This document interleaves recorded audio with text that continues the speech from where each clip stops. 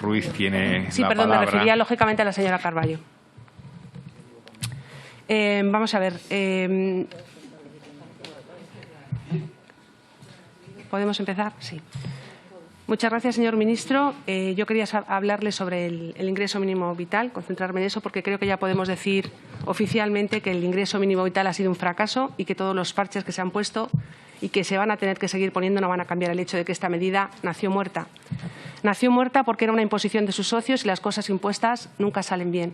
Nació muerta porque tuvieron que ponerla en marcha bajo presión y sin tiempo, porque era mucho más importante la propaganda del lanzamiento de la medida que la medida en sí. Y nació muerta porque no se hizo pensando en quienes iban a padecer los efectos económicos de la pandemia, sino en los colectivos más vulnerables que ya se beneficiaban de otras ayudas para así cronificar su dependencia y en aquellos a los que había que discriminar positivamente por cuestiones ideológicas para fidelizar a sus votantes. Señor ministro, ¿podemos hacernos una idea del encaje de bolillos que usted ha tenido que hacer para poner encima de la mesa en tiempo récord esta pretenciosa medida, complejísima medida, que finalmente no satisface a nadie y que, por tanto, ya es un fracaso? Pero este no es solo su fracaso, porque en realidad era imposible que usted pudiera hacer un buen cesto con estos mimbres. Este fracaso es sobre todo del vicepresidente del Gobierno, del señor Pablo Iglesias, que ha tenido la desfachatez de enmendarle la plana como si él no fuera el verdadero responsable, como si no hubiera sido él el que puso esta condición sobre la mesa de negociaciones y quien condujo a este Gobierno al precipicio sin tener ni idea de cómo pasar de las musas al teatro. Pero usted todo esto ya lo sabe aunque no puede hacer nada, no puede hacer más que seguir haciendo malabares para tratar de cumplir las exigencias del señor Iglesias y del señor Sánchez, que es sin duda el responsable último de todo lo que está pasando por haber alcanzado el poder vendiéndose al enemigo. Nosotros ya le dijimos que esto no iba a salir bien, señor ministro, que no lo estaban planteando correctamente, que esta ayuda tenía que ser una ayuda puntual pensando en las personas que lo estaban pasando mal como consecuencia de la pandemia. Pero ustedes han hecho exactamente todo lo contrario y han dejado fuera precisamente a estas personas. Ustedes se han limitado a atender fundamentalmente a los que ya lo estaban pasando mal antes de la pandemia, a los que ya sobrevivían gracias a otras ayudas de inserción, entre los que están esas 75.000 familias a las que ustedes han concedido la ayuda de oficio.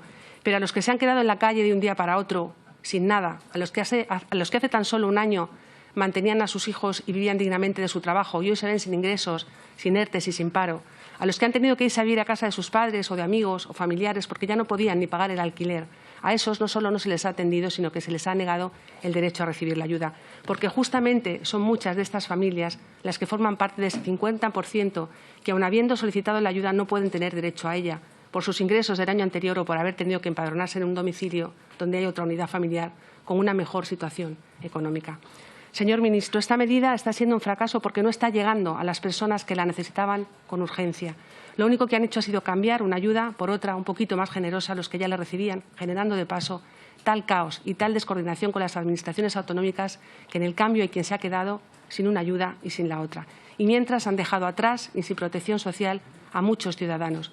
Ciudadanos que nunca antes se habían visto en una situación como esta, que jamás habían pisado una cola del hambre, que no están acostumbrados a mendigar. Ustedes han jugado con las esperanzas de estas personas y han generado una falsa expectativa que jamás van a poder cumplir, escudándose en el colapso de la seguridad social, un colapso que, por cierto, era absolutamente previsible, así nos lo ha explicado usted mismo hoy aquí, y ofreciendo retroactividad en el pago de las ayudas como si se pudiera comer y vestir retroactivamente. Ustedes hablan mucho de vulnerabilidad, pero tienen un concepto de la vulnerabilidad muy selectivo e ideologizado, que hacen valer a la hora de exigir requisitos o de eximir a los solicitantes de esos requisitos. Ustedes deciden quiénes son vulnerables y quiénes no, como si fuera menos vulnerable un discapacitado que una madre maltratada o una madre soltera sola y sin recursos menos vulnerable que un inmigrante ilegal que ha llegado en patera, víctima de las mafias. ¿Cuándo se van a dar cuenta de que no se trata de privilegiar colectivos para buscar rédito político, sino de ayudar a todos los que de verdad lo necesitan, sea por la causa que sea? Señor ministro, nosotros creemos que tenía que haber planteado esta ayuda como una prestación temporal y extraordinaria que respondiera a las actuales circunstancias causadas por la pandemia, y así se lo dijimos en la tribuna del Congreso.